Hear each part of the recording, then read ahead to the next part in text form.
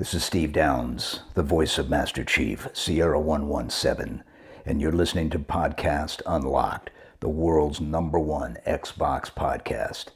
Now, finish this fight. Master Chief, out. What's happening, friends? Welcome to Podcast Unlocked, episode 450. A little mini milestone this week. It's June 30th, 2020, which means the 2020 nightmare is half over. And at the end of it, though, there's a happy thing at the end, and that's the Xbox Series X and Halo Infinite. We've got some Halo Infinite stuff to talk about later on in this episode of the podcast. I'm Ryan McCaffrey. Joining me, of course, Miranda Sanchez. Good to see you. Hello. Good to be back. Yes, and Brandon Tyrell, fresh off of Summer of Gaming. Welcome back, my friend. Thank you. Bam! Woo! We've been missing the bam! Is that a big one? Did I do him proud? It's good. Yes, there it is. The surrogate bam. Destin Legary's still fired. No, he'll be back. Doing the bams. I feel bad. I just remembered. Oh no. No worries at all. Y'all. It's fine. He'll be back. He'll be back next week. I was slacking with him yesterday and it's like, can you make it tomorrow? And he's like, I'm not sure. I think I might be double booked for another thing. And he's a busy boy, that Destin Legary, but he's been doing a great job doing the technical directing of a lot of the Summer of Gaming stuff. So he's been having to work hard behind the scenes. In any case, that is all coming to an end. Brandon Tyrell, awesome job by you and your team. Today, as we record, is the last official day of Summer of Gaming. Yes, it is. He says with great joy and relief. No, it's been a huge undertaking just from a ton of people on staff. And I think we're all really proud of what we put together. It's sort of bittersweet that it's over, but I think we're all really, really happy to start looking forward to getting back to normal life. And the next event, really. I mean, it's just a series of events at this point. It is every summer, but the difference is we don't have to produce them from home. That is true. Up until this year. Yeah, we got the virtual Comic-Con next, the virtual Gamescom after that. Yep. It just keeps right on rolling. But the good news is we also, so guys, tomorrow is July, again, as we record here on the 30th, which means we're less than 1 month out. In 1 month's time, we will have seen all the first party games that Microsoft decides they're willing to show us, including Halo Infinite. We'll have finally seen it. I'm really excited. I think you hit the nail on the head when you said now it's Microsoft's game. Paraphrasing, but now it's Microsoft's game to lose. Sort of, you know, their first party slate is really going to define, I think, the fall.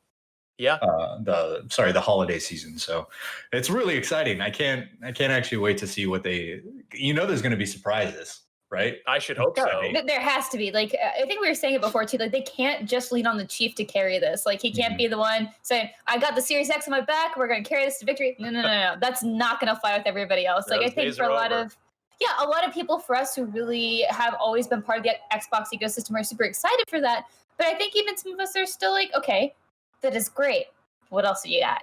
Then we're ready. We're ready for it.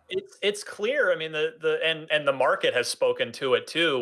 Granted, Microsoft's first party problems run a lot deeper, which again we're hopefully going to start to see the answers to it this month. But you know, the Gears, the Halo, Gears, Forza trifecta, people are tired of it. Not that the games are bad, but it's just they need some fresh blood injected into the first party studios, and that's what this event coming up is going to be all about. But what we definitely have this fall, barring another delay, but I don't think so at this point, Miranda, you and I played ourselves some Cyberpunk 2077. I feel so lucky, but yes, we did. It was so much fun. We have said a lot about it at this point, and we can also speak more to it, though. I'm sure there's still things we didn't cover. Yeah, we've shot 2 conversation videos on a couple of different topics. There was just a general video of what you did versus what I did and how differently we spent our 4 hours a piece in there. And then we also shot a video about the deep customization options from the character creator on up through into the game with skills and perks and all that stuff. And then we each wrote a long piece based on our respective 4 hours. So there is a lot of coverage that I would very, very much encourage everybody to go check out on IGN and or on YouTube. But just bottom line it for us, Miranda, for anybody that may not have looked at our Cyberpunk coverage yet, or maybe is wary of doing so for any spoiler reasons. Some people really want to go in as fresh as possible with it. What is your like elevator Twitter friendly version? 140 characters. The takeaway for sure is the just sheer surprise from the number of things there are to do with just the first 4 hours. I think something we kept touching on was like, oh, we didn't get as much combat as we thought there was going to be, mostly because there's just so much for there to introduce. And also it's like you could seek it out, but that also made things like you're missing other things. Like there's just so much of Cyberpunk, and so far it seems super promising. I think there's still some fine tuning we're looking forward to, but the devs that we played with made it pretty clear that they are still fine tuning this game. So I think that's like just the very generalized version. It's exciting. Yeah, it is. I now know what a cyberpunk onion looks like because I played it, and you just keep peeling back the layers of it. Although this one doesn't make you cry like other onions do, at least not in what I played. Maybe there's going to be some emotional, hard-hitting stuff later. I'm not sure, but yeah, it is definitely, if nothing else, a deep video game. There is a lot going on in that world. So please do check out Miranda and I's coverage of Cyberpunk 2077 on wherever your favorite place to look at IGN stuff is. And real quick, before we get rolling with the news proper, I just want to mention a new episode of IGN Unfiltered is live. Actually, yesterday, as we were recording, the 29th, was the 20th anniversary of one of my personal favorite games of all time. This would crack not just my top 10, but my personal top 5, and that's Diablo 2. It turned 20 years old yesterday, and this month's Unfiltered that's up now features one of the original designers of that game, Max Schaefer, as well as the composer, Matt Ullman, who, the classic acoustic guitar Tristram theme, that was him. He actually broke out his guitar during the Unfiltered interview, so I would very much encourage you to check that out on IGN YouTube or your favorite podcast service as well. They're working on Torchlight 3 now. It's just keeping the action RPG vibe alive. All right, let's move on to the news proper. So, guys, this story broke while we were recording, but because we're in our little bubble while we record and we're not we're not looking up things from the outside world. The unfortunate news broke last week during the recording of Unlocked that Mixer, Microsoft streaming service Mixer, is shut down very suddenly, very abruptly. It just could not grow its audience to keep up with Twitch. And in the wake of it, streamers remember, of course, Microsoft had signed Ninja to a big fat contract and Shroud as well, two prominent streamers to stream exclusively on Mixer. So they were paid out and they're now free agents, free to go have a bidding war from Twitch or whomever else, which, hey, good for them. Yeah. Unfortunately, there are plenty of Microsoft employees who do find themselves laid off. They are not so lucky. So it's just never good to see these things happen. I mean, we wish the best to all of those affected. Now, Miranda, you've been doing some streaming. You're on Twitch. Did you ever give Mixer a try? Was it ever something you bothered with, or did you just find, were you finding that Twitch was the better place to go? So for me, it just seemed easier to do Twitch just because streaming to multiple platforms is definitely a thing you can do, and I have seen it in action, but it was enough steps for me to not want to do it. And so when I kind of came down to, all right, where do I want to stream? Probably the place that's easiest for everyone to access, probably that has a lot of options for people for watching. And so then at the end of the day, I just figured Twitch seems like it's the easiest thing. And so that's kind of what I just went with. And I don't want to stream to YouTube, and I don't want to stream to Facebook, definitely not Facebook. So that was just it was an either or situation, and just Twitch made a little bit more sense for me. So it is definitely a shame to see a competitor shut down, just because I think it's always good to have competition, right? Like you want them to be forced to grow in different ways, and you do that through some competition. But it did seem like Mixer was always struggling to pull people away from Twitch with something that was special, and I don't think everyone ever discovered what that special thing was, right?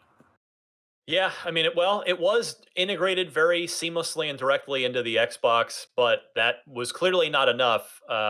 So as for that streaming integration now, that will fall to Facebook gaming. You mentioned, you kind of touched on it there a second ago, Miranda, and you had the same reaction. That's actually like, I wonder how that's Scrunched going face. Yeah. that Facebook is an automatic deal breaker for a lot of people. You know, there's this, not to get too far outside of gaming, but in general, there has been a lot of an increasingly anti-Facebook sentiment going kind of around a lot of circles in society. So I don't know if people are going to want to go to Facebook gaming. Yeah, touching on that, the things with Facebook that as a platform have issues with and would not want to stream there. Also, the streaming experience is really bad. Like for a little while there is an exclusive contract between Facebook and a certain Dota tournament that I really enjoy. And so I was like, well, I guess we're going to watch this on Facebook. And then we did. And it was just such a pain to watch there. Like, it's just not a good streaming platform. Maybe it's better now. I don't know, but I'm not going to give it my time of day. So I just am a little bummed, actually very bummed to see that's going to be the new partnership for Xbox. Well, Microsoft is one of the biggest and most valuable companies on the planet. They're like market cap's 1.3 trillion, I think, last time I checked. I'm no stock market expert, but I know I take a peek at it from time to time because it's like, well, wait, what's Microsoft worth again? And then what's Apple worth? Wow, they're.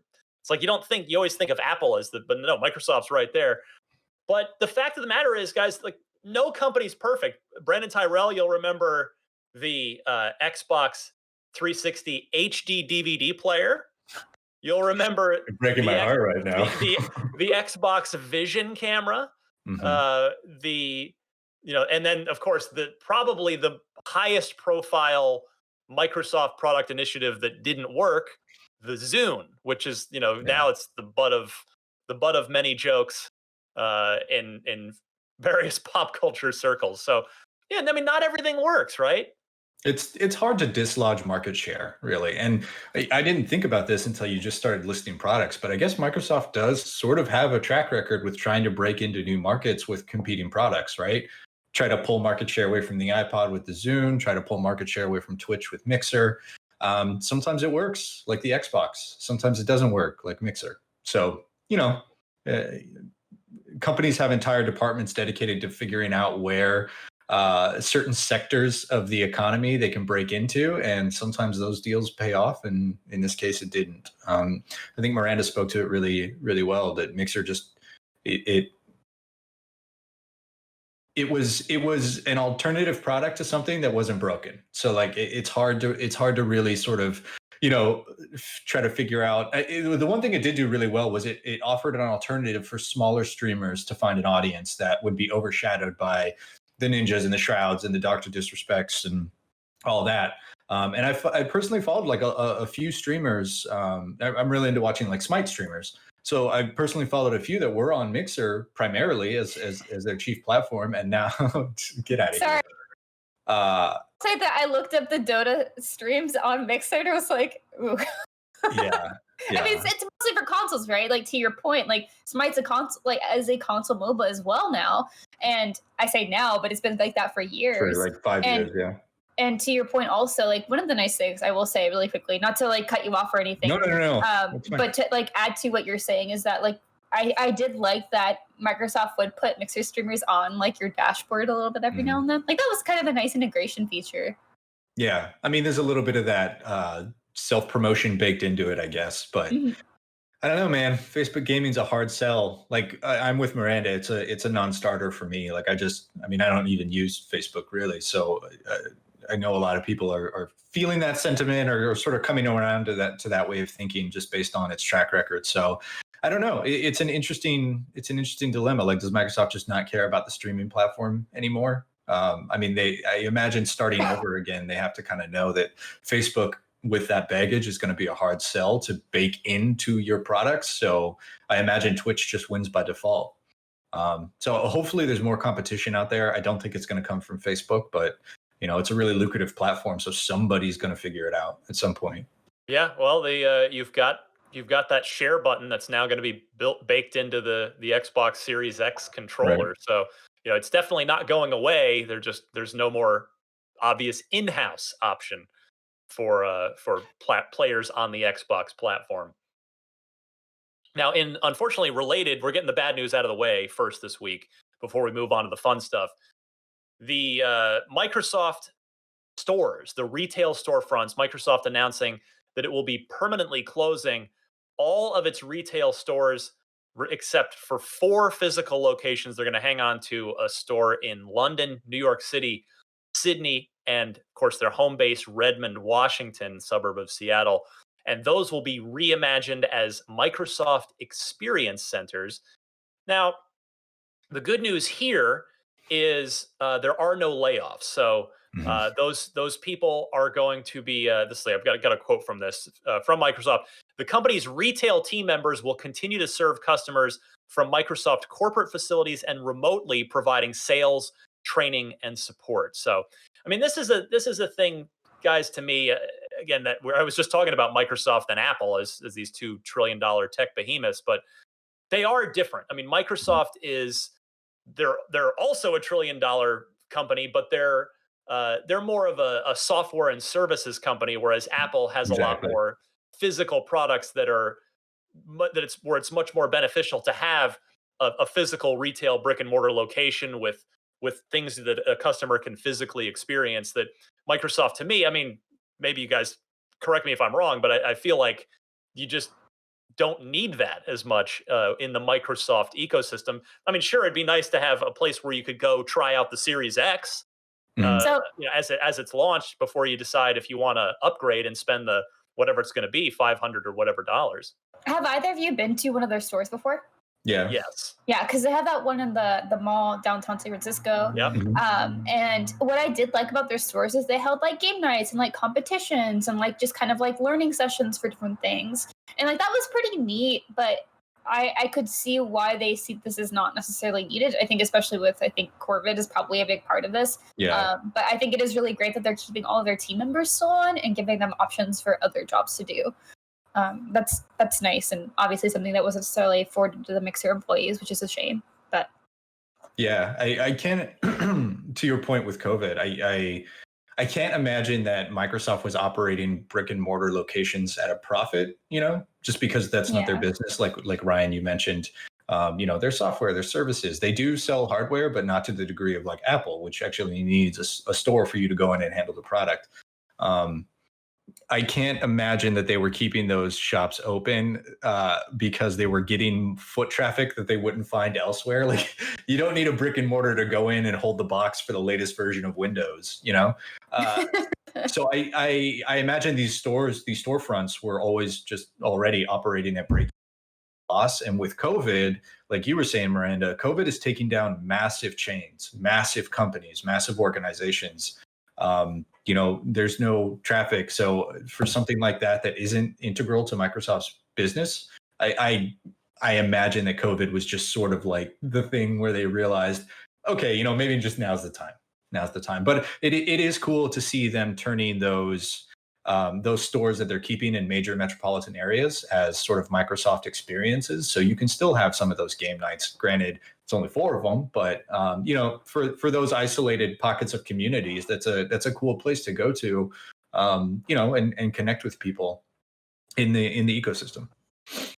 Yeah, I feel like these were probably going to go away eventually anyway, and I think so COVID-19 just accelerated the process. But right.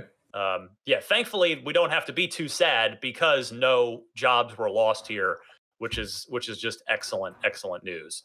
Absolutely. In happier news, now we get to go to the fun stuff. Now there is a lot of it. This makes me happy. I'm very curious to see where this goes. So you may have seen on the Halo social media channels a little teaser for Halo Infinite with that event right around the corner-ish in the next 4 weeks for sure. And that teaser is just it's a sort of a voiceover and just looking at like a comm panel, and it is a brute, and they are the Banished, who you may remember from Halo Wars 2. That is, they are a separatist brute group they were the primary antagonists in Halo Wars 2. So it seems they are very much going to be in the mix for Halo Infinite, Brandon Tyrell. All right, McCaffrey. Yeah, I'm really excited about this because Halo Wars 2 was a fun game. I think the story was good. It was not like the best Halo storytelling I've ever experienced, but I like it because of the implications. Right? You've now got a separatist faction from a offshoot, I guess we'll call it, Halo game, which makes me think that there's a chance that Halo Infinite is going to be this all encapsulating Halo lore place, and everything from the books and the comics and the anime and all these different various games, Spartan Assault, the twin stick shooter, you're going to have all these different elements and things introduced in these different games, and maybe they're all going to live together. Like, this could be the foundation for like the Halo lore platform, and that, to me, as a big like Halo lore nerd, like, I love reading the stuff in the terminals and all that extended stuff, and they touched on it with Reach, with the Spartan program and the backstory of that. Like, this could be the place where all of it finally comes together as a great entry point for new Halo players, and also something that the best video games do, which is fan service and teases out for vets. Like, when we all play it, we're going to be like, oh my god, that's meant to get by us, or oh my god, that's a conversation between the Gravemind and whomever, or this small faction that nobody remembers except something from ODST, is going to be a really, really cool experience for us. But for new players who jump in, they're going to be like learning all of these things and instantly caught up. I think that's really awesome. I'm really excited by the potential for it. I also wonder if Infinite there's the chances now on the table, actually, really piggybacking on the point you just made. I wonder if we're going to be fighting everybody in this game for the first time ever. So, we've had Covenant and Flood, and we've had Covenant and Prometheans, but if we might get Covenant, Flood, Prometheans, and the Brutes all separatist going factions, all going the on. Taken from Destiny to show up for some reason, just like all of the enemies from every game. The Bungie cameo. Yeah. Cross pollination.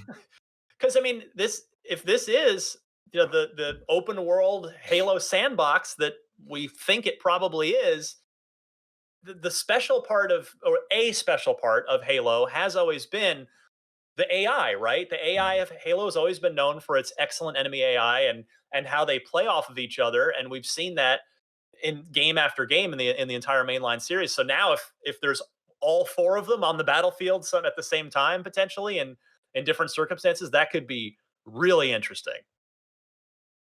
Yeah, Sorry, I'm kind of muting myself because there's something going on outside. It's very loud. No worries. But I think, like, to your point, having like this open world game where we can or pseudo open world, we don't know what's going to be yet. But to be able to 3 weeks or so, we'll know, hopefully.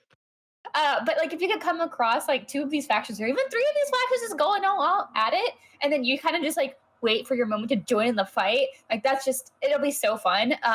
Also, to your point about like AI, one thing I've really loved about Halo and continue to love about Halo, even with Halo 5 and some of its missteps in the campaign, there's a lot of really great moments that are isolated with these different NPCs. So whether it's like just a little grunt singing a song over the side of a ledge and just swinging his feet, and I think there's just so many different moments you can do with all these different kinds of enemies and like all these different variety that we can get from it. So I really, really, really hope they capitalize on that. And Brandon, to your point, I think as it being kind of like a fresh entry point for new people into Halo, I think, as we've mentioned so many times, they're giving such strong Halo Combat Evolved vibes here. And I think they really are trying to evoke that in every way possible. And I think kind of reintroducing these sort of skirmishes will really do that in a good way. That's a great point. I totally agree. I think that element of like newness, of that like unfamiliar mystique of Halo Combat Evolved has obviously been diluted over the course of a decade and a half, 2 decades. Sequels, yeah. So, like, to your point, with the strong Halo Combat Evolved vibes, where you land on an alien place, you have no idea what's happening. All these other factions are around you, and they're fighting with you, and they're fighting with each other. It's just, it affords the opportunity for you to be the avatar, the advocate for the audience, right? That fish out of water where you don't know what's happening and you're going to unravel the mystery along with everyone else. Very exciting. I mean, I sound like a fanboy, but I'm very excited. You know what? But hey, you're allowed because A, it's an Xbox podcast. B, It's it's true. been Wait, is it? 5 years. Like, remember, 5 years. It was 2015 for Halo 5, which, again, we've said it a billion times. Awesome multiplayer, but just leaving that super sour single player taste. And so we've had 5 years to just have to sit with that.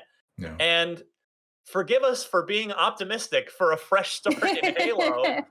And we're finally going to get to see it in, 2 to 4 weeks. I guess we can't say it won't be. I can't imagine it's next week because I bet they would have announced it already. Let's just not hedge any of our We bets have no idea. with everything going on right now. But yeah, it's we're getting close, and man, it's first new proper Halo in 5 years. And yes, again, I know we got the teaser 2 years ago, and then the in-engine thing with the pilot last year, but actual gameplay, finally going to see this thing in the next 3 or 4 weeks. Yes. All right, let's see here. More fun stuff. The Series S, otherwise known as Project Lockhart, that reveal is allegedly happening in August, which should not come as a surprise, given that, of course, July is the first-party showcase.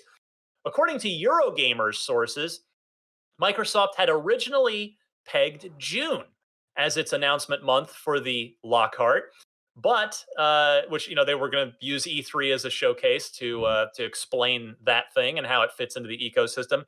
Well, now obviously that didn't happen. E3 didn't happen. Now, Eurogamer's sources report that the Series S, as of course we've been calling it that for a while, will get its own reveal. Whether it's inside Xbox or just a non-inside Xbox branded stream, who knows? And that is going to happen in August, and that supports a previous report from VentureBeat. So, two of the more well-known reporting sources in the game media space, Eurogamer and VentureBeat, both kind of corroborating each other there. And I'll tell you guys, it would make perfect sense to me. I think it's there's zero chance that whenever Lockhart gets announced, that it gets announced without a price and a release date. Paris and I talked about this when we did the 2-person podcast a few weeks ago, and you guys were all tied up. But there's just no way they're gonna piecemeal out the information about the lower price, the lower spec console. It's not gonna happen.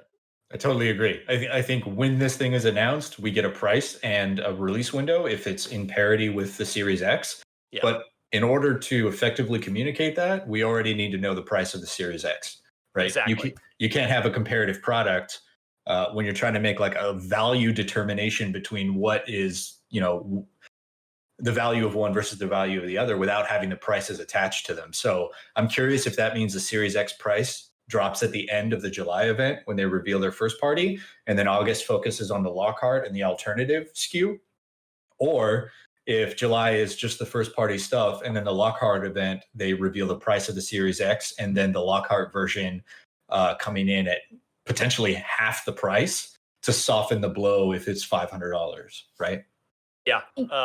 I think it's option B. I think it's the latter of what you suggested there. I mean, again, I don't know. I'm just speculating. I think they will keep the July showcase just about the games and not, because otherwise the price announcement overshadow. Would dominate. Yeah, right. It would completely dominate. But and they're going to want this just about the games. Do you think they will, given the fact that Sony did their first party lineup and then revealed the console? Granted, we don't have a price on it, correct? Right. There's no price attached to PS5. There's no price, and that technically was their lineup. Most of those games didn't have release dates, and I think only one of them was like holiday. So I think Sony still actually does have to do their full-on reveal of like, this is actually what we're launching with, and here's what this system is beyond just what it looks like. Because at this point, it's all we really have. Whereas with at least the Series X, we do have a lot of details on like how it's going to function and like some of the services it offers. So I think Microsoft is a step forward there, but to both of your points, I think it makes a lot of sense for them to want to reveal both of those prices together for the Lockhart for the Series S and Series X, because I think it would be kind of odd to say, here's this one very expensive box, and then a month later, okay, but there's also another option. Like it makes just most sense to put those together and just let that be its own event to say, hey, we're giving you these options. We want to make sure that you can play whatever way you want. So I think totally agree. Yeah, if it's a complimentary console, it's got to be a complimentary announcement. Like the value of Lockhart is determined by the value of Series X. So you need all that information. And to your great point, I think it'd be silly to let too much time pass between those two talking points, right? They need to be paired as closely as possible, I think, in order not to scare the market, really. I also just don't think there's any planet on which we get a price without the release date. I just don't think, I don't think they're going to say, all right, well, it's this much and it's out this holiday. Like, no, I think it's going to be, here are the prices for both consoles. Here's the launch date. Here are the pre-orders. Because if you guys remember when I interviewed Phil on this show, gosh, quarantine feels like it's lasted 10 years ago. But, it was 10 years ago. I think Phil was on, I believe it was roughly 3 months ago for that hour-long interview. And I pressed him on that. I was like, well, when are pre-orders? When's price? And he said, well, when pre-orders happen. When are pre-orders happening? And he said later this summer. So August definitely counts as later in the summer. And so I just think I think August is going to be when we get really most of the last pieces of the puzzle on this, other than maybe the launch lineup itself. Because I think, Miranda, you were touching on this. I'm not sure if you meant to say it this way, but I don't think the July first party showcase is going to be the launch lineup per se. It's all the forward looking first party stuff. I don't know how they're going to message the launch lineup, or even if they will, or if they'll just kind of say, here are all our first party games. Halo and maybe one or two others are launch line, are holiday 2020, and then let the third parties just fill in the rest as they go. Right. I also am not entirely sure how they're going to message that. I kind of feel like it'd be a little clunky if they don't, but if they haven't announced the price, like to your point, then they're not going to release the date either. So they probably won't actually have a lot of dates for these, I would assume, unless they say this is also launching with it. We're going to say when. Yeah, so I think maybe we could get one or two extra release dates, hopefully, for launch, but I think they're doing it. I think they're being smart, right? We've chastised them for literally years now at this point about about bungling the marketing the messaging of what it is they're trying to get across, speaking to an audience that isn't as fervent as like the core Sony audience, right? And they've recently righted that ship. They've started speaking to the core audience, and they've started doing it in ways that Sony's really been capitalizing on for years. And I don't know if you noticed it with Sony's. I guess you absolutely did, because Miranda pointed it out. There were no real launch dates or release windows for any of the games that they showed, outside of maybe one or two. Just a couple, yeah. There was Miles Morales is presumably a launch title, and then there are a few 2021 Deathloop, I think, was in there as a third party, and then third party, yeah. There was one. Was it that? There was like one. I think there was one other launch game or holiday. It might have been. Was it the Destruction Derby thing, or was it Bug Snacks? There was one or two of the like smaller games that said holiday. But yes, by and large, nothing. It was all like 2021 and beyond. But that's the thing that Sony has been doing so well. I mean, 2 or 3 E3s ago, they dedicated their E3 panel to 4 games, none of which came out that year, or maybe one that came out that year. Doesn't matter. People are talking about Horizon Zero Dawn, Forbidden West, right? I hope Microsoft follows suit. July event, show us everything that's happening that you're ready to talk about for the first party. Some of those will be launch lineup games. Some of them will be 2021, 2022.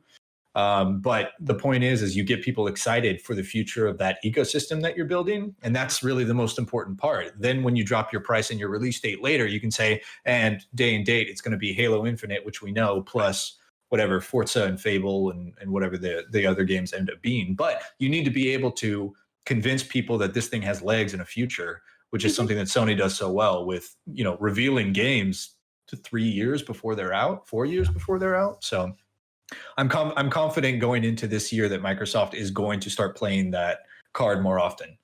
as we've Here's seen. hoping. Yes. Yeah. Speaking of first party, fun new rumors circulating this week about Fable and Perfect Dark specifically. So their announcements may be imminent. Maybe it's all BS. Depends who you want to believe. But Microsoft downplaying the significance of 2 social media accounts that reference Microsoft properties, Fable and Perfect Dark. So fans picked up, and this was reported on, this really sort of megaphoned out by Tom Warren, who's a reporter who covers all things Microsoft. So there's an @Fable account and an @Perfect Dark game account, both of which were registered in early 2020. And Tom Warren noticed that the Perfect Dark account was followed by a Microsoft employee, and that employee being Ken Lobb, who used to work for Rare, original makers of Perfect Dark, who's now a creative director at Microsoft Studios. And the Fable account, the @Fable account, is registered to a Microsoft email address. So our friend of the show, Aaron Greenberg, the VP of marketing, the top marketing guru at Microsoft, quick to try and squish the rumors. He tweeted back at Tom Warren saying, quote, "It's standard practice to secure social handles for our IP." And although he said the accounts have been inactive for years, but both accounts were registered in March and June of 2020, respectively. So we'll see. I mean, they're both labeled, they're both locked and labeled placeholder as the actual name. Like I'm @DMC Brian, but it's Ryan McCaffrey. So the actual name on the account is set to placeholder. So what do you guys think? Do you guys believe Aaron on this, or do you guys think they're just covering their tracks for July? And Brian, both of us quiet and smiling. I'm going Miranda's way first. Nobody wants to. Everybody's too polite. I mean, we've been waiting for Fable announcement forever, and I think Perfect Dark making a comeback absolutely makes a lot of sense. So I definitely think someone just made these a little too soon, or maybe didn't work out a way to make this quiet enough. But I do think that this is going to be something we'll see later. Brandon, are you feel the same? I mean, for years we've been talking about, less so Perfect Dark. That's more of a recent development. Yeah. But for years we've been talking about Fable. We kind of, yeah, sure. Fable's, there's no Fable yet, right? I think I tried to wink and it didn't work, so I probably just look like a psychopath right there. For all of our audio listeners. Yeah, just envision me at my worst. There you go. But honestly, it does seem a little tongue-in-cheek that this would be the indicator that something major is happening. It's probably in the works. If it's not the initiatives thing, that Perfect Dark is not the initiatives thing, I could see a remaster or something happening. Those are very popular these days. Perfect Dark Zero remaster that the world's been clamoring for. Just, you know what? Stranger things have happened. You're not wrong. But honestly, somebody from Microsoft that worked at the company that made Perfect Dark followed the Perfect Dark account. That's very thin. It's very, very thin. Having said that, I absolutely believe that these are going to happen. I think we could probably, I mean, write it off for now, but maybe somebody flipped the switch too soon, like Miranda said. I just think that it's such a small thing to be reporting on, But you know what? That's how these things go. There's so many moving pieces to do a game unveiling. We've done them. We've partnered with publishers and developers, and we've done them at IGN. This month. Yeah. Yeah, and there is a lot. It is not as easy as you might think it is. There's so many moving pieces to try and get right, so that nothing's ruined, and your global partner doesn't accidentally flip a switch early, or this or that or the other thing. And there is a lot to it. So Aaron Greenberg, if you're listening, I love you, my friend. I don't believe you. I 100% am with Miranda and Brandon. I do think these are things we're going to see in July. The Fable, as you mentioned, Brandon, that's an all but it's all but official at this point and has been for some time. Do the wink. Yeah, wink. Is that what a wink sounds like? Yes, exactly That sounds like a painful wink. Yeah, it sounds like a pirate with some sort of long suffering wound. But Got one of those behind me. but Perfect Dark, that's been the more of a 50-50 kind of coin toss situation. Like, is the Initiative's game Perfect Dark, or is it something new? Maybe, yeah. So maybe Microsoft's just covering their backsides with the Perfect Dark game account, but it certainly would tip the scales for me now towards Initiative doing a Perfect Dark reboot. Again, we've talked about how, what does Microsoft not have? Or at least they've hardly have any of third-person narrative-driven cinematic action adventures. There's one that we know of, which looks great, Hellblade 2.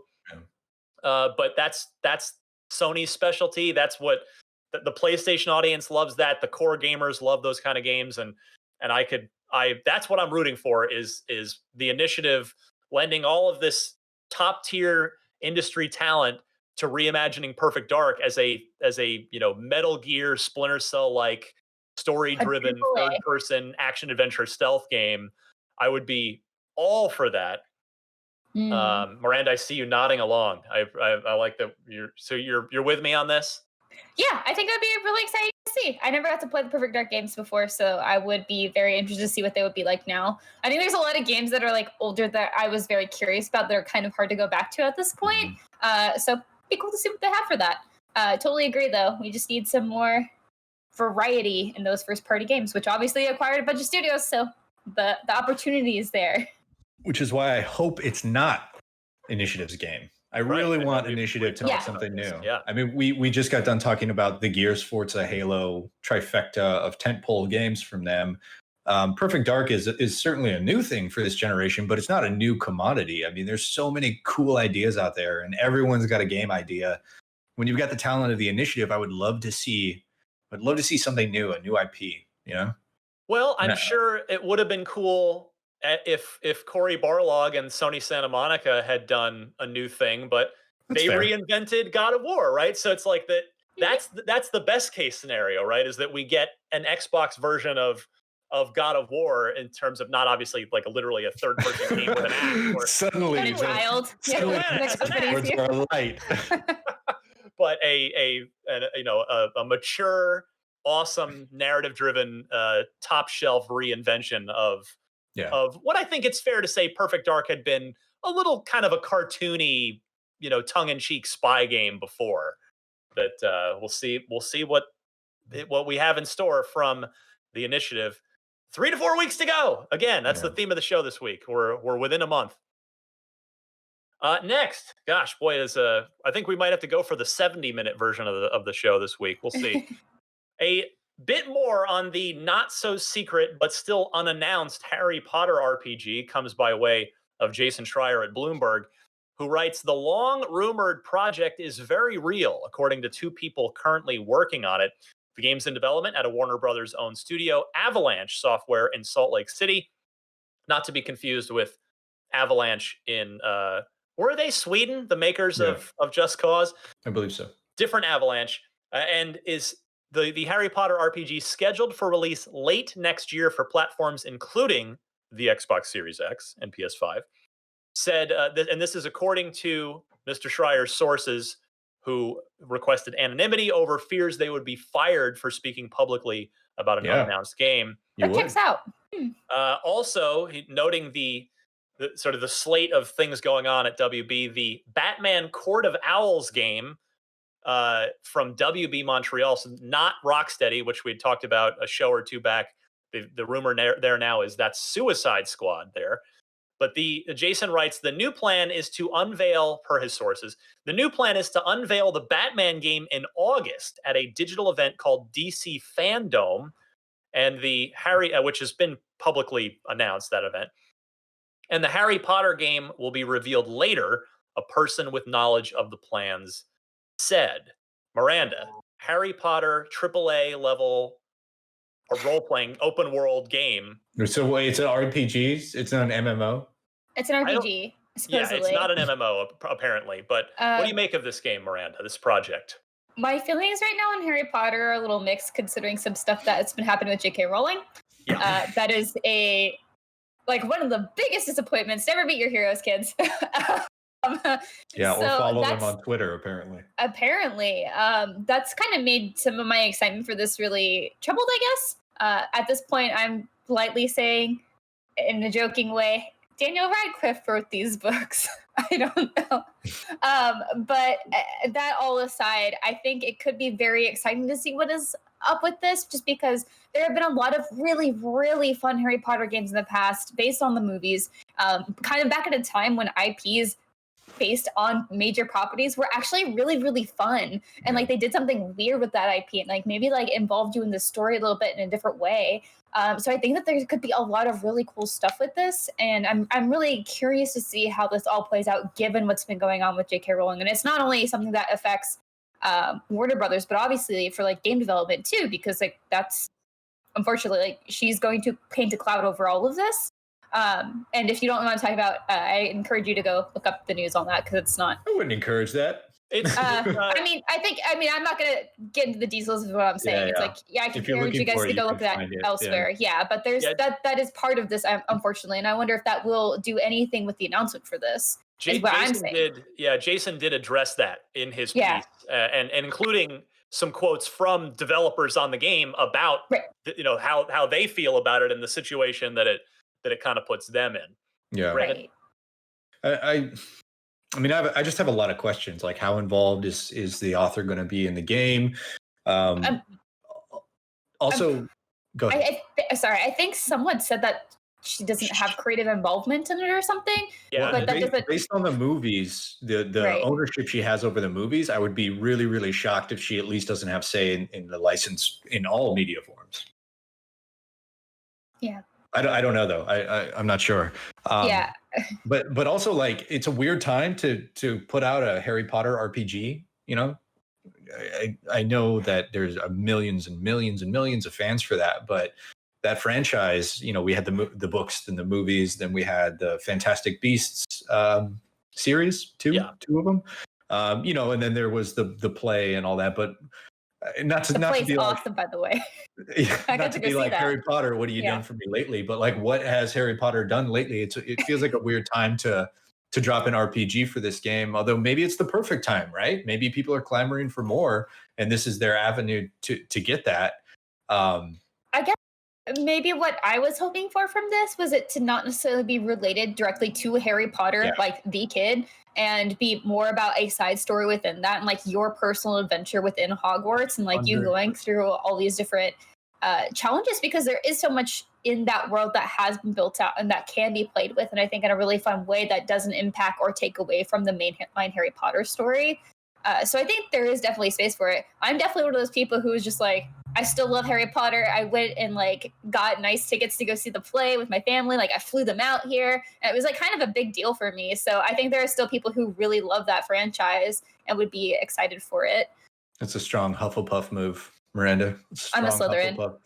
I love that people are like 60-40 Slytherin Gryffindor. Nah, just really.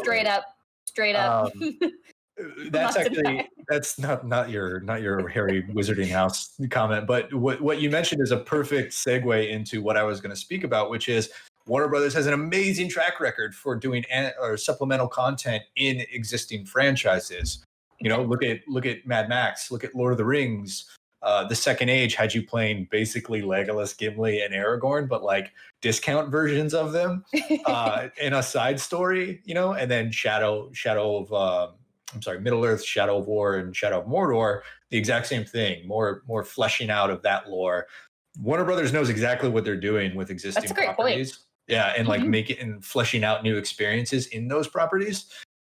So I think it like you're a freshman when Harry Potter's a senior, right? And you show up on the train and you start. Oh, that's a bad year. That's a bad year for you to get into Hogwarts. Fair. Maybe it's like 5 years later after Harry's gone back and is now the headmaster, and now you know he is your what was his name with a G, the headmaster, Harry Potter.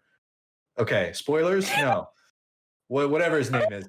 He's now the headmaster, and he's basically your guide as you come up through the wizarding world of Harry Potter. He's the Lambert to your Sam Fisher. Sure. Yeah. So there's a lot of He's the lore Cortana inaccuracies here. to but- your Master Chief. Cortana was in Harry Potter, wasn't she? Yes. Okay. Nailed it. Sorry, that was just his name's Dumbledore. Dumbledore, thank you. McGonagall God. becomes headmaster after. Harry Potter does Okay. not become headmaster, but you know, things Well, could I'm change. just saying, like, I in know, this I version know. of it, I'm not 20 trying- years later, I'm not it's trying to Harry give and crap for Ginny and Ron is still I kicking love it. around somewhere for some reason. You know, It's true. They are kicking around. I don't look. This thing writes itself, really. So the other point I wanted to make about this was Ryan just shut it down. no, actually, is building off of what you said though, Brendan, about the timing of it, and it's like that. Are we kind of past peak Harry Yeah. Potter where this game's like is this? There's a lot of money going into this game. Like we know that was it's just a huge big budget game. Schreier's report sort of covers off on that as well, and like this is the sales potential for it lower in fall 2021 than it would have been in fall. I don't know whenever. I know the movies ended a while back, but even with more recently the what is it, Fantastic Beasts stuff. So yeah, is that going to affect this game's potential ceiling? And then the other thing that I'm sort of not like worried about, but I think it bears mentioning, Avalanche has never not discounting their talent, but they've never made a big like major tentpole AAA game before. The closest, I mean, they did Disney Infinity, which was really cool, but I don't think that I would imagine the budget for that was nowhere near what they did this do is. Mad Max, right? And that was no, now pretty you're massive. that's That's the the other avalanche. Oh, the other Yes. Avalanche. Okay. Too many avalanches. Yeah, but optimistically, Rocksteady was kind of in a similar place as a studio as far as what they'd done that Avalanche is, and then they made Arkham. So it's like, you just I'm not saying that. I'm not saying that I'm not looking forward to the Harry Potter game or that I'm disappointed, that it's going to be bad, but just that it'll be kind of interesting to see. This will be a real big opportunity for Avalanche to really break through to the next level. Like if they succeed with a major AAA mega budget game, it could really change the course of their studio's future for the better. So that will be interesting to see how it goes, and we'll see when this thing gets revealed. However, WB decides to message it. Also, this doesn't even play into anything about Warner Brothers Studios maybe being sold somewhere else. Like there's just like a lot going on with the studio right now as far as That's like a what could factor impact as well. this. Yeah. So I mean, I didn't even think about that. That's crazy. Depending who the new buyer is, they might decide. Probably THQ Nordic. Yeah, I mean, do we want to keep pumping money into this mega budget thing when we'd also have to then turn around and pay WB some more money, even though we just bought them? We just bought these studios from them for however many $1 billion. So yeah, a lot of wild card factors in play on this one. Meanwhile, EA plans to keep their hyperdrive warmed up when it comes to Star Wars games. You're welcome for that horrible setup for this. I searched for, I was like, wait, is it hyperspace, hyperdrive? No, hyperdrive's the thing that lets you go into hyperspace. Okay. Yes. Yeah, I got it. Anyway, fireside chat webinar with Andrew Wilson, the CEO of EA, and he alluded to the financial success of the Star Wars Battlefront series, Respawn's Jedi Fallen Order, and their mobile game, Star Wars Galaxy of Heroes, and saying, we're going to double down on that partnership. Quote, Disney continues to be very committed to the Star Wars IP and to the canon. Well, I wanted to mention this, guys, because I want to get your take on it. It seems like a little bit of a strange quote to make 7 years into a 10-year exclusivity deal. So you're going to double down with 3 years left?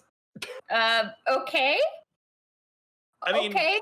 yeah, maybe there's a lot more going on that we just don't know about yet, but that just struck me as a little strange. Or does that slyly imply that they've extended that exclusive partnership That's kind past of what I'm 2023? thinking. It kind of reads like that. It's like we've decided to double down. So when we're given the option to renew by Disney, we're gonna, jump on that. That's cool. I mean, it hasn't been the best track record, right? We've gotten a couple really awesome Battlefront games. We got Respawn's, addition to it with Jedi Fallen Order. I'm hoping that means that EA has sort of figured out the Star Wars playbook now. Because we've also gotten a lot, in the earlier part of the licensing deal, we got a lot of stuff that maybe wasn't as great as it could have been, or certainly from a Star Wars perspective, as great as it should have been. So yeah, to me, this reads like they're interested in continuing this partnership, which probably means a crap ton more money when the licensing comes back around. But if it's financially profitable for them and they get to keep making Star Wars games, that's what this reads like, in my opinion. I also wonder, just thinking about it as you were talking there, Brennan, could we maybe kind of both be right? And by doubling down, do they mean, oh, well, we've kind of figured this out now. We'd better get our butts in gear so that Disney is willing to extend the deal. Like if we show them, like, look at all this cool stuff that we're doing now, that they're going to be more apt to sign an extension on that deal with them. Right, Yeah. especially with how they kind of fumbled with some of the microtransaction stuff early on with Battlefront. Like that was a big deal, and I can't imagine that Disney would have been super happy about that. But also, Ryan, you have a great note in here. That's like it'd be great if they stopped canceling Star Wars games, and so that's kind of a big part of this too. Like we don't have all the insight to everything that happened with those games, but I mean, it sounds like there's really great ideas to do some cool creative things within these studios. So hopefully they give them the space to do that and the support. And also, part of me worries a little bit when they say we're going to double down on the partnership. I'm like, okay, but please take care of everybody and don't force them to work insane hours just so you can meet something that you guys didn't plan for well enough.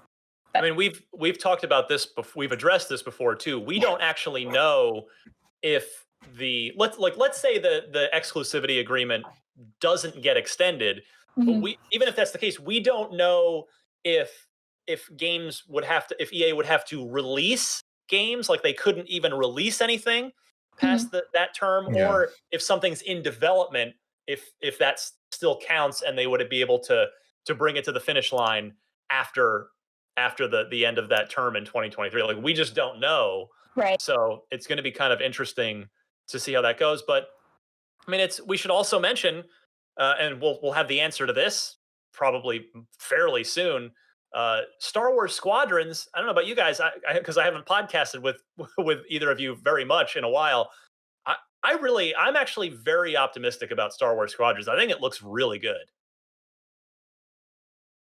Yeah, I agree. I mean, they know exactly.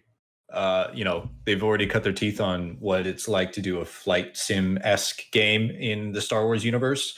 And I mean, there's just a fountain of content and a fountain of inspiration you could pull from in that universe. So I'm not going to say it's going to be impossible for them to really drop the ball on this one. But I think that, given their track record and everything, this looks like a slam dunk for EA, like easily a slam dunk. Also very worth mentioning that our very own Mitchell Dyer was writing on that game. So very important to note for us. I am super excited for them, and I want to know more about what he was working on.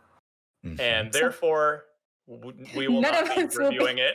Like IGN will, but it'll be somebody that didn't work with Mitch when he was here. That's sort of how our ethics policy works. Is I think that's what'll happen with Ghost of Tsushima too, with Mr. Andrew Goldfarb. Yes, be finding someone who did not work with him while he was at IGN.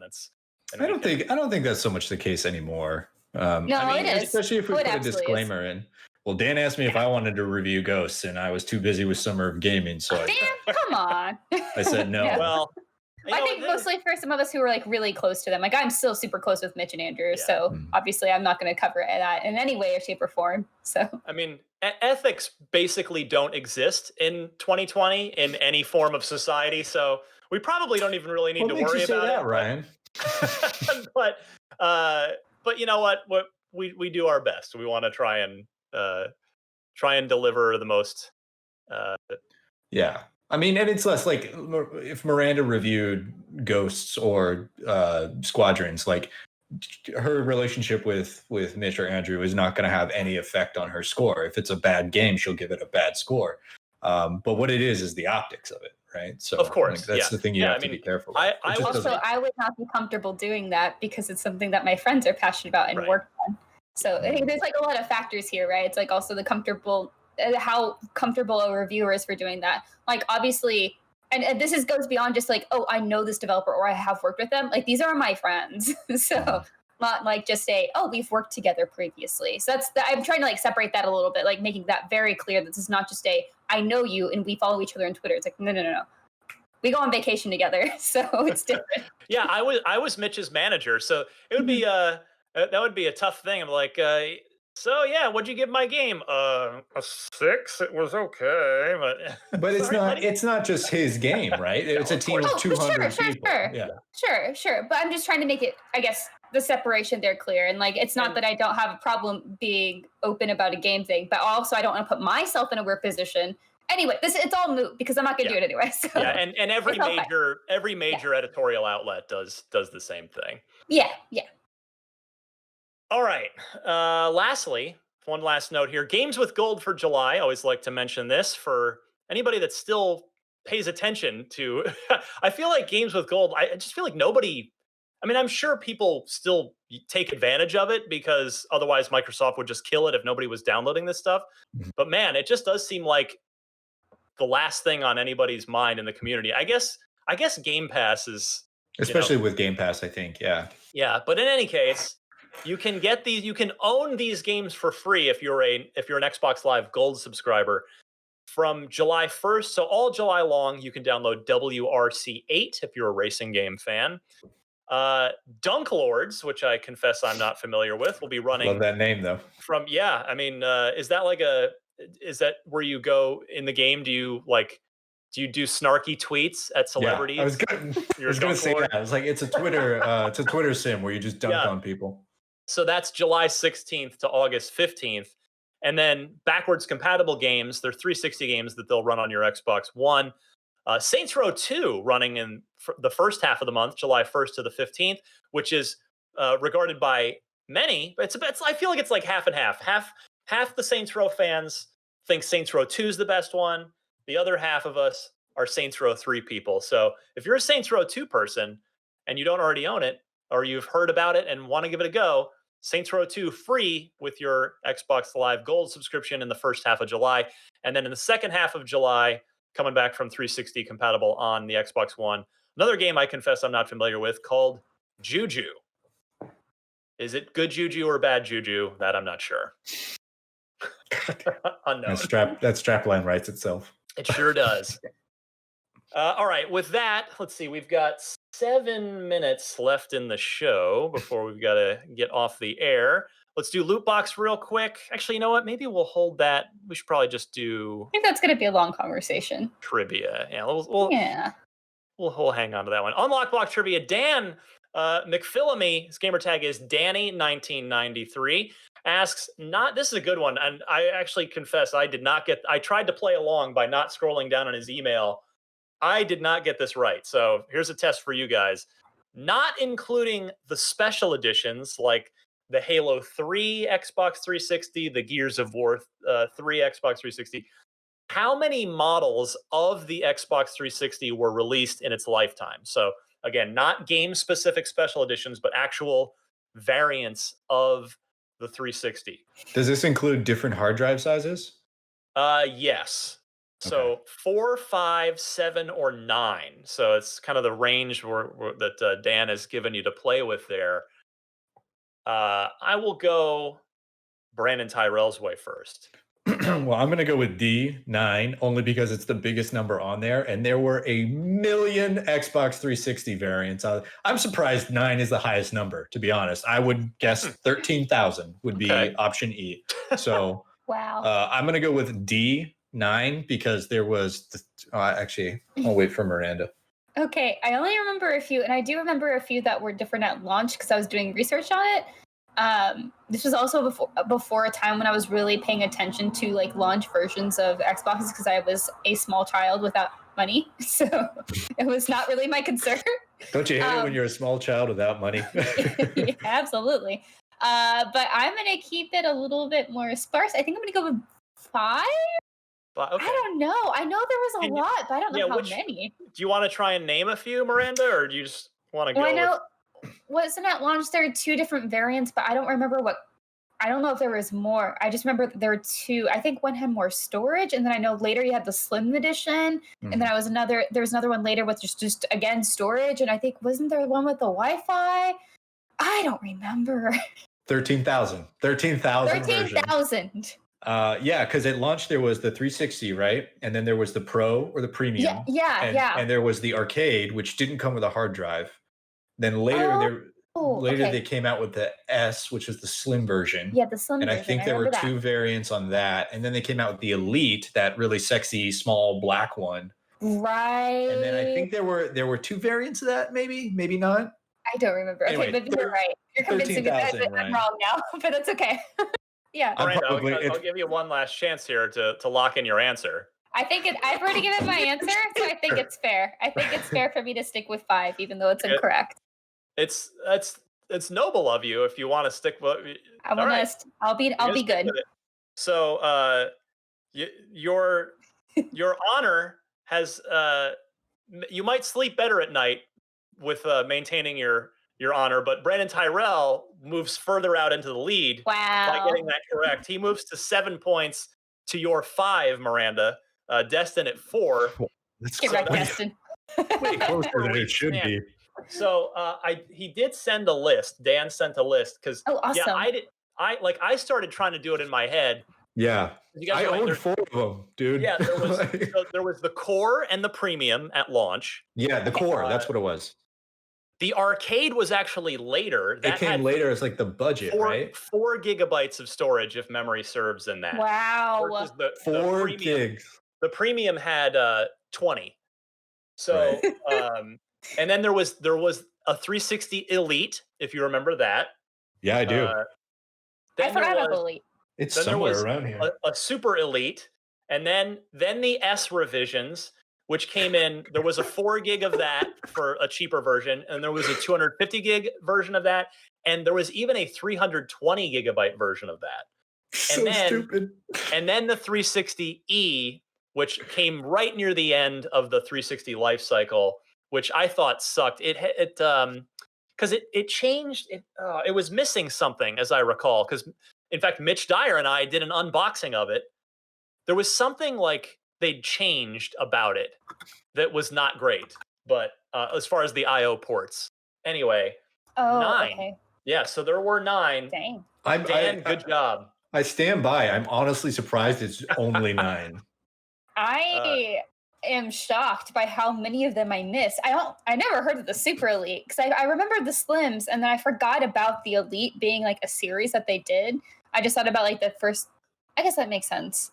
Yeah, because the Elite had the built-in hard drive, right? Or was that the Slim, and then the Elite just took that feature as well? At one point, they stopped doing the removable hard drives on top. Right, because I remember I had little hard drives. I just remember changing out the hard drives, and I labeled them with cute stickers, and then I had like the little Wi-Fi plug-in thing, which was silly, but they were like, "Hey, how do we take memory cards but make them worse? Oh, make them huge." No, it's cool.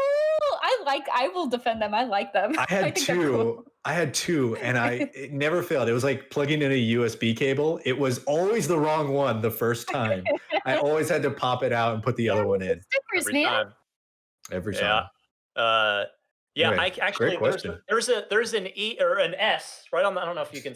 Yeah, my mic's blocking it. I don't want to mess everything up, and it's down there. It's basically my Rock Band box now. It's really because everything else is compatible on Xbox One, but and yes, the USB ports are annoying to on the front of it. All right, we've got less than a minute left. We got to hit the road. You can find me on Twitter at DMC_Ryan. Please check out my Cyberpunk 2077 coverage and Miranda's. There is a lot of it. Miranda.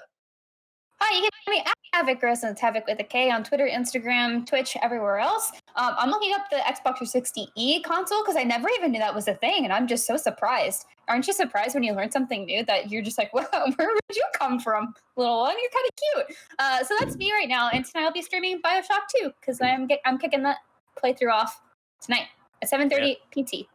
Awesome. Brandon Tyrell, take us home. Hey, hi, I'm Brandon Tyrell. You can find me on Twitter at Brandon Tyrell.